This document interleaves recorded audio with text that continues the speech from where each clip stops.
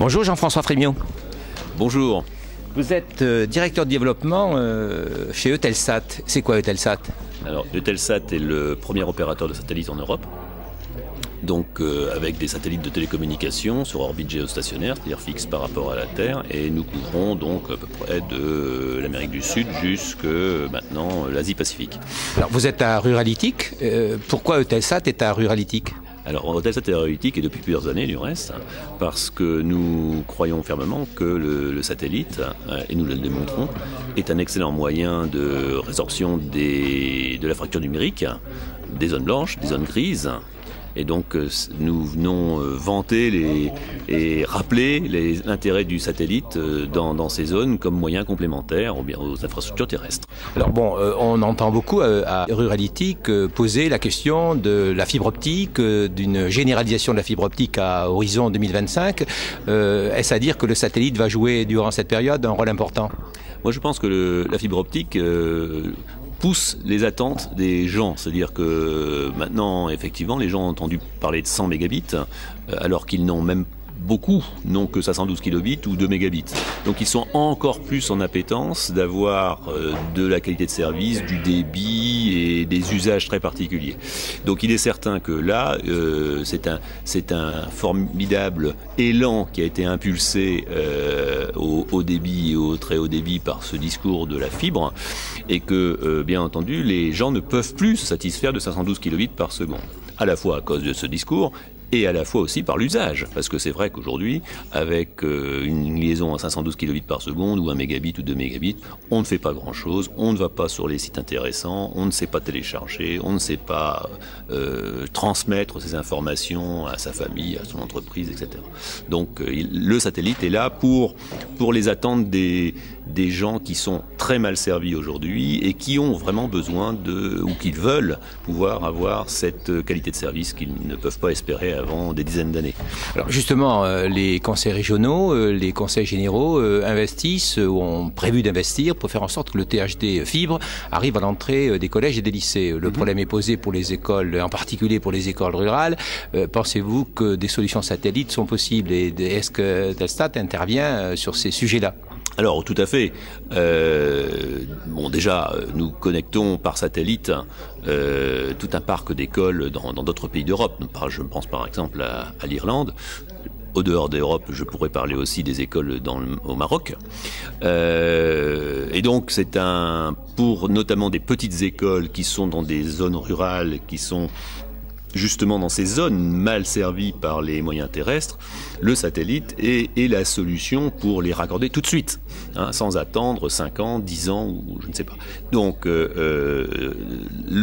on amène comme ça la possibilité de nouveaux systèmes, de nouveaux moyens d'éducation, à la fois en transmission, donc ce qu'on appelle globalement l'accès Internet, mais aussi réception de chaînes de télévision éducatives, etc. Si on regarde les possibilités offertes par le satellite, on peut se poser la question d'une éventuelle saturation à terme avec les moyens satellitaires qui sont les vôtres. Est-ce que vous pensez que c'est possible? Alors, on a, comme je disais tout à l'heure, c'est franchement un problème de riche. C'est-à-dire que si, effectivement, le satellite, parce que le satellite Carasat, qui est vraiment le premier satellite à très haut débit en Europe, multispot, si ce satellite venait à arriver totalement ou partiellement en saturation, bien entendu, on met en place immédiatement son successeur, Sauf que comme le dit le sénateur, il faut au moins... il faut 3 ans. Oui, mais enfin, on voit les courbes de croissance et quand on dépasse un certain seuil, eh bien, on déclenche l'acte d'achat, parce qu'on sait comment le faire. On a toute l'infrastructure au sol pour le gérer. Donc, on a fait ça dans la télévision. Initialement, sur la position Hot Bird à 13 degrés, qui est une position de télévision, il y avait 1 satellite. Il y en a eu jusqu'à 5 satellites. Donc, et pour mettre de plus en plus de chaînes. Donc, d'abord, on sait multiplier les satellites. La technologie aussi satellitaire évolue régulièrement. Donc, ça veut dire le prochain satellite qu'on mettra en poste sera encore plus puissant que ce satellite-là.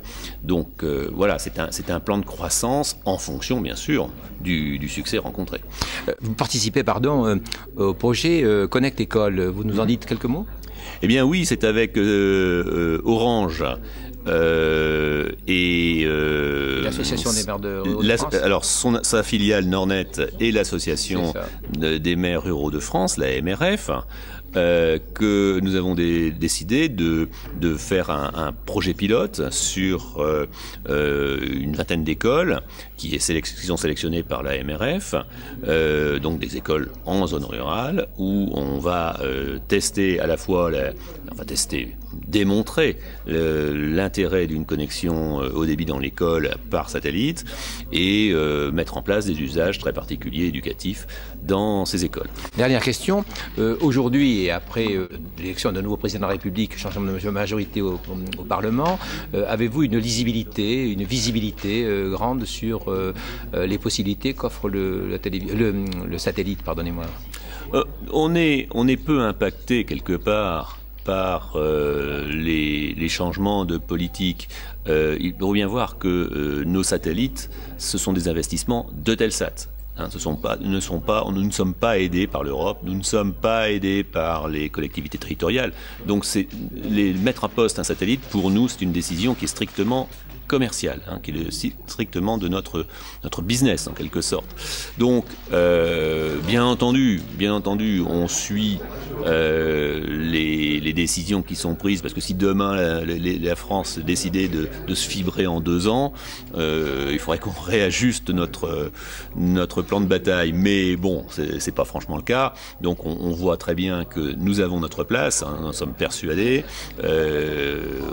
D'ici 10-15 ans, il n'y a pas franchement de souci à se faire sur quel usage satellite. Je rappellerai aussi une chose aussi très simple, c'est qu'il y a une bonne dizaine d'années, on disait déjà que le satellite est un moyen qui arriverait à sa fin du fait des plans câbles et de la télévision sur le câble à l'époque. On voit ce qu'il en est devenu. Vous avez parlé de l'Irlande, comment vous situez-vous sur le marché, je dirais, européen, voire mondial, et quelle est la situation de la concurrence? Alors, nous avons plein de concurrents.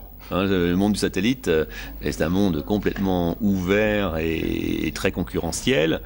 Nous avons l'avantage, nous, Telsat, d'avoir hérité de bon nombre de pays d'Europe de position orbitale, c'est-à-dire la position sur l'arc équatorial, pour mettre nos satellites, parce que on met pas un satellite n'importe où, donc il faut avoir les mètres carrés pour construire sa maison en quelque sorte. Nous avons la chance d'avoir beaucoup de mètres carrés, ce qui nous permet d'être le premier en Europe. Ça c'est clairement en termes de nombre de satellites, de chiffre d'affaires, de nombre de chaînes de télévision transmises et de sites connectés à nos satellites. Donc, ceci étant, il y a des concurrents. Je pourrais citer Avanti en Angleterre, je peux citer SES Astra au Luxembourg, je peux citer Hispasat en Espagne. Donc, mais le monde est grand, donc c'est une concurrence qui pour l'instant nous permet de bien vivre, quoi. Donc voilà. Merci beaucoup. Je vous en prie.